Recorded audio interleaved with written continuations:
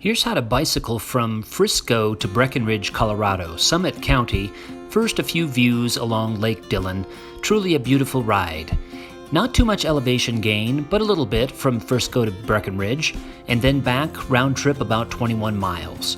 This is one of the historical markers along the trail, and you can see the shoreline and some nice inscriptions in the pavement there at Breckenridge. During the time that I visited, these scenes are from late summer. Aspen's just starting to turn.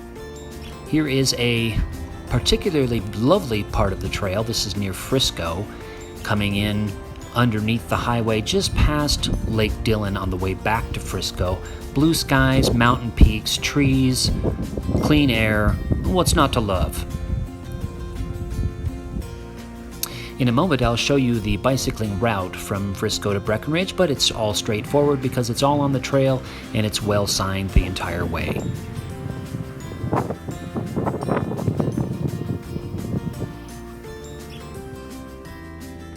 The end point in Breckenridge, and let's get started with the trail route itself. First, you got to get to Frisco, Colorado. The south and southwest part of town is bordered by the actual trail, so find your way on the city streets of Frisco to the south or southwest part of the community, and then you're going to be on that trail winding through those lovely aspens and some pines and spruce that you saw a moment ago. Make sure you follow the trail here. You don't want to get on any side trails. It actually goes underneath the highway right over here, and then this is, I think, the most beautiful part of the whole thing, and that is the shoreline along Lake Dillon. Go underneath the highway back over towards Summit County High School. There's some descriptions online about the trail being really steep south of Summit County High School. I didn't find it to be any problem at all. The only thing to watch out for is you can see that little piece there where you have to cross the street, and from then on you're pretty much going just on the west side of Highway 9, which is the main highway from Frisco to Breckenridge. There are a few places where you need to be cautious though, where some traffic is coming in from Highway 9 onto some side roads, and there's no tunnel or anything like that. You've got to cross right at grade.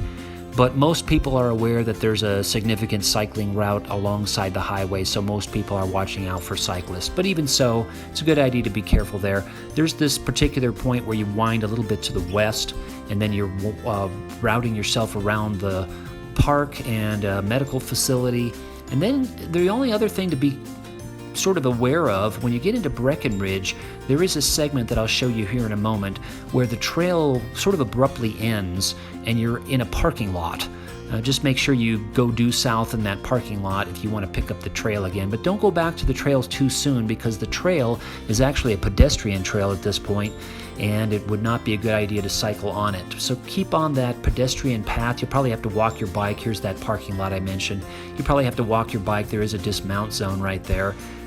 And then you can pick up the trail again that goes around a lake that is centered by an old dredge, an old mining lake dredge, as you can see right here. It's been converted into a cafe. From there, you can actually walk your bike along Breckenridge's main street and then get back to the trail. Don't forget to stop at the gondola. It's free during some parts of the year, and it's a lovely ride to the top. You cannot take your bicycle on it, but it's a good ride to the top of, or at least to the 3/4 of the way to the top of Breckenridge Ski Resort. And then you go cycling back to Frisco, basically the way you came. Thanks, get out there and explore the world.